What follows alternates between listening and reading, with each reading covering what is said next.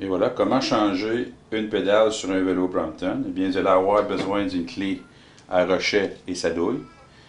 Vous allez avoir besoin de la clé à laine pour l'autre pédale.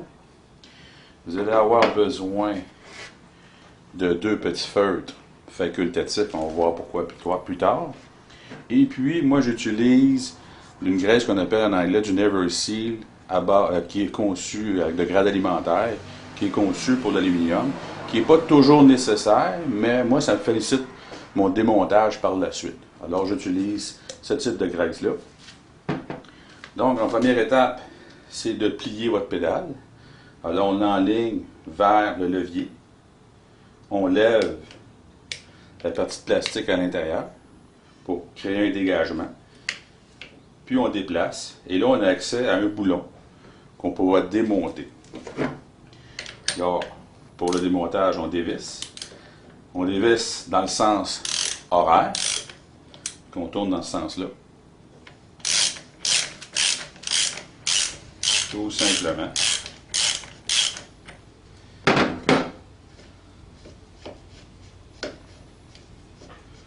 On retire légèrement le boulon. On glisse la pédale. Et voilà, le tour est joué pour ce côté-ci. De l'autre côté, c'est aussi simple. On prend la clé à laine, on l'insère à l'intérieur et on tourne dans le sens horaire encore une fois. Et voilà, je ne la démontrerai pas au complet, mais c'est aussi simple que ça. Pour la serrer, sens anti-horaire, un petit coup et c'est terminé. Voici une alternative que j'aime bien, c'est les pédales à double action. C'est-à-dire vous avez un côté pour les souliers à clip, dont j'utilise souvent pour aller travailler afin d'améliorer mes performances.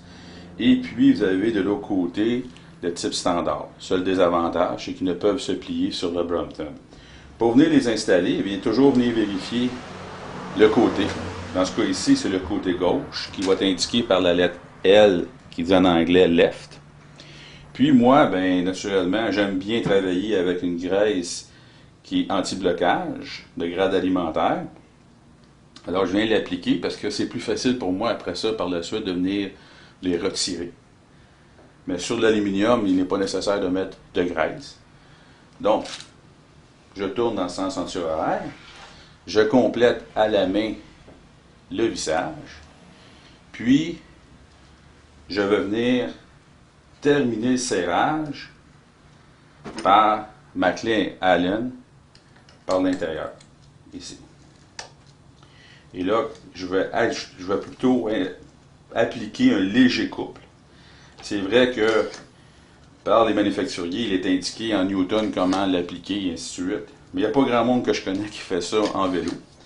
Alors, c'est votre expérience face au serrage qui fait en sorte que vous avez un bon serrage ou pas. Et voilà. La pédale est installée. Maintenant, à quoi servent les feutres? Ben, en premier lieu, les feutres, ça se trouve être du velcro, celui qui est femelle, avec un côté collant que j'utilise.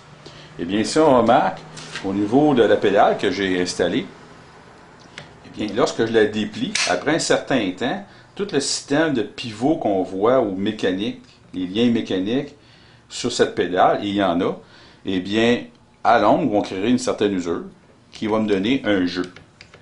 Vous voyez? Ce jeu-là, ben, pour moi, ça devient fatigant. Alors, pour régler ce petit problème-là, j'ai tout simplement utilisé ces velcro, ces petits feutres, que je vais venir décoller, comme ceci, et je vais venir coller en place, juste ici. Et voilà, pour un, pour deux. En réalité, c'est juste un petit truc pour enlever les petites vibrations dans la pédale et réduire le jeu. Maintenant, quand je prends la pédale, je viens l'insérer, et voilà, elle n'a plus de jeu. Tout simplement. Et il se dégage et s'engage très facilement. Maintenant, il reste juste à valider le produit fini. Alors, on va venir plier nos pédales.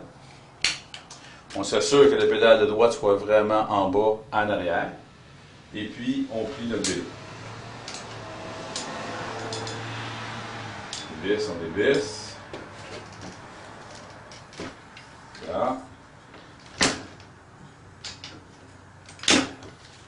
Et on descend notre pédale. On voit que tout est bien installé, que la pédale est en bas et est protégée par la roue ainsi que le guidon. Et voilà.